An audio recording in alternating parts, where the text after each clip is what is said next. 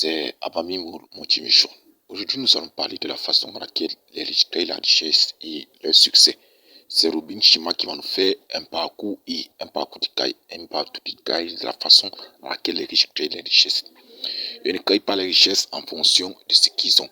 Ils créent les richesses en fonction de leurs pensées et en fonction de ce qu'ils pensent. C'est ça qui les permet d'évoluer dans les vies, de pouvoir voir ce qu'ils font. Ils ont un plan, ils ont un rêve, ils avancent avec ce qu'ils ont.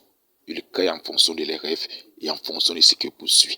Ils n'ont pas besoin d'argent ni de choses. Ils ont une routine que ils obéissent pour pouvoir atteindre les buts. Robin Sharma va vous expliquer dans cette vidéo comment il faut créer de la richesse et comment il faut créer son succès. Et comment les riches arrivent à le faire et que n'importe qui peut aussi le faire. Dans cette vidéo, il y aura détailler de pas à pas toutes ces méthodes et tous ces détails qu'il a utilisés pour pouvoir aller à un autre niveau et pour pouvoir avoir le succès dont il est aujourd'hui de multimillionnaire. Il y avait un livre qu'il écrit pour pouvoir inspirer la prochaine génération et nous aussi de passer aussi d'un autre niveau aussi. Car vous obéissez à une routine, vous avez la capacité de progresser. C'est comme une autodiscipline qui vous permet d'avancer dans ce que vous faites au fur et à mesure. La vision permet aussi de progresser chaque jour. Il n'y a pas quelque chose sans vision. Il faut avoir une vision, il faut avoir un plan bien détaillé pour pouvoir avancer dans ce qu'on veut faire et dans ce qu'on veut pratiquer. Rien ne se fera par hasard. Je vais vous laisser comprendre avec Robin Sharma qui va vous expliquer de détail par détail comment les riches créent leur succès et comment ils arrivent à avoir cet énorme succès en partant de zéro, juste avec leur foi et le travail acharné qui peut prendre 10 ans ou bien des années. Ils arrivent toujours à un but, pouvoir créer de la richesse qui produit énormément d'effets.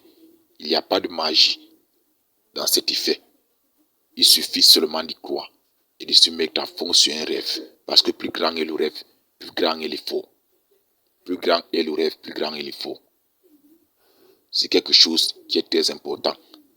Rien ne tombera du ciel. Plus grand est le rêve, plus grand est l'effort. Il faut s'y mettre, il faut y croire. Il faut y croire pour produire des résultats. Chaque jour, ça peut être aujourd'hui qu'il n'y a rien, chaque jour qu'il n'y a rien, mais il faut s'y mettre pour produire de l'effet. Un jour, ça viendra. C'est comme un tunnel qui grandit. Il y a un tunnel qui a besoin du carburant pour pouvoir accomplir quelque chose d'aussi grand. Robin Sharma va vous expliquer comment il est important de travailler sur son rêve et sa passion et comment ça change les visions, la vision des riches. Cette façon de travailler en soi et cette façon de voir les choses pour produire des résultats.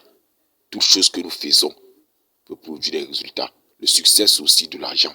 De l'argent qui permet aussi de prendre soin de sa famille, de prendre soin de toi, d'avoir plus de sécurité, de pouvoir voyager et de pouvoir avoir plus de temps pour faire d'autres choses et pour ne pas être aussi occupé.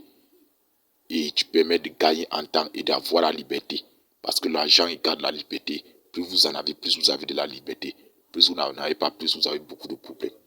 Il faut beaucoup se mettre dans ce qu'on veut, savoir ce qu'on veut, écrire son rêve, avoir cette vision, penser à cette vision jour et nuit, la connaître, avoir son rêve dans la peau, avancer avec ce rêve. Parce que plus grand est le rêve, plus grand est l'effort. Il faut écrire son rêve et avoir son rêve dans la peau. On laisse Robin Sharma vous expliquer. Bougez.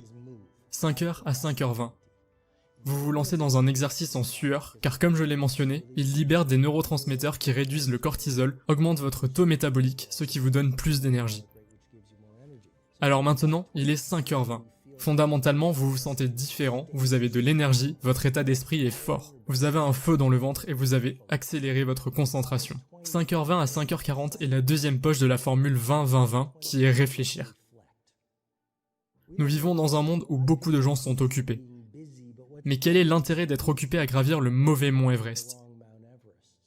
Et donc la clarté est l'un des ADN de la maîtrise. Vous savez, si vous parlez aux titans de l'industrie, et si vous parlez aux gens qui ont vraiment du poids autour de leurs ambitions, Ce sont des gens qui ont une concentration monomaniaque sur le peu de choses qui comptent. Ils ont une obsession à la limite d'une possession autour des quelques priorités au cours desquelles ils veulent construire leur vie. Et donc, de 5h20 à 5h40, la deuxième poche. Vous écrivez dans un journal. Vous méditez. Vous visualisez. Vous faites ce que j'appelle dans le livre un plan pour une belle journée, où vous vous asseyez simplement dans la solitude et vous pensez, et vous méditez, et vous réfléchissez. Et puis, la poche finale est de 5h40 à 6h, et c'est l'heure de la victoire. La dernière poche est croître. L'une des clés de la performance épique est un engagement sans faille pour la croissance quotidienne. Le principe est fondamentalement le suivant. Lorsque vous commencez votre journée, vous fabriquez à la main le reste de votre journée. Et vous allez toujours de bons jours, vous allez toujours avoir de bonnes semaines, trimestres, années et toute une vie. Vos journées sont donc la vie en miniature et vous devez calibrer vos matins si vous voulez vraiment gagner. Nous sommes faits pour progresser. Nous savons que le cerveau humain aspire à la nouveauté. Et nous sommes les plus vivants. Nous avons le plus d'énergie. Nous sommes les plus intimes avec nous-mêmes lorsque nous progressons vers notre puissante mission. Tout le monde parle d'état d'esprit, mais l'état d'esprit n'est que votre système de croissance, c'est juste ta psychologie. C'est très important, mais c'est 25% de l'équation de maîtrise personnelle. La deuxième pièce est votre cœur, et j'ai travaillé là-dessus. Purifier votre cœur, ça c'est votre émotivité, pas seulement votre psychologie. Vous n'allez jamais faire l'histoire, dominer votre domaine et créer une vie de classe mondiale si vous avez une bonne psychologie, mais que vous portez la douleur, la tristesse, la déception et les traumatismes du passé. Votre état de santé ne meurt pas. Si vous voulez changer le monde, les morts ne changent pas le monde. Alors, état de santé, biohacking. Il y a tout un chapitre sur la récupération dans l'essentiel du sommeil, donc vraiment améliorer votre santé. Mais il y a un quatrième empire intérieur sur lequel j'ai travaillé qui m'a permis de sortir dans le monde et de poursuivre ma magie. Donc ce n'est pas seulement l'état d'esprit, pas seulement le cœur, ce n'est pas seulement la santé, c'est l'état d'âme. Et votre état d'âme n'a rien à voir avec la religion. L'état d'âme consiste à travailler sur votre caractère. Vous retrouvez donc votre noblesse et votre bravoure, votre authenticité et votre décence. Et vous trouvez une cause plus grande que votre vie. Ainsi, lorsque vous sortez dans le monde tous les matins, les gens pourraient vous ridiculiser parce que chaque génie est ridiculisé avant d'être vénéré. Les gens peuvent vous jeter des pierres, mais vous les utilisez pour construire des monuments de maîtrise. Les gens pourraient ne pas vous comprendre parce que tout disrupteur sera mal compris. Et même si vous êtes armé d'un seul, un Galiléo, un Steve Jobs ou un Phil Knight, vous continuez à tout prix. Je pense que ce qui se passe actuellement sur la planète, c'est qu'il y a eu une grande séduction et un grand lavage de cerveau.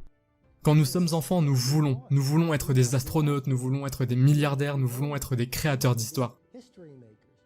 Nous voulons réaliser tous nos rêves. Et nous sommes émerveillés et émerveillés. Et nous sommes pleins de curiosité, et nous aimons, et nous sommes passionnés, nous sommes forts. Nous n'avons pas peur d'être nous-mêmes. Et alors que nous vivons la perfection de l'enfance, l'hypnose et le lavage de cerveau commencent. Nos parents bien intentionnés disent « Oh, tu veux être astronaute, tu souhaites démarrer une entreprise quand tu seras grand. Tu souhaites peindre comme Jean-Michel Basquiat. Sois raisonnable. » Et Georges Bernard Shaw l'a dit mieux que je ne le pourrai jamais. Il a dit « L'homme raisonnable s'adapte au monde. Le déraisonnable persiste à adapter le monde à lui-même. » Par conséquent, tout progrès dépend de l'homme déraisonnable. Nos parents nous mettent des barrières basées sur leur psychologie limitée et leur schéma émotionnel qu'ils ont appris de leurs parents. Maintenant, nous allons à l'école et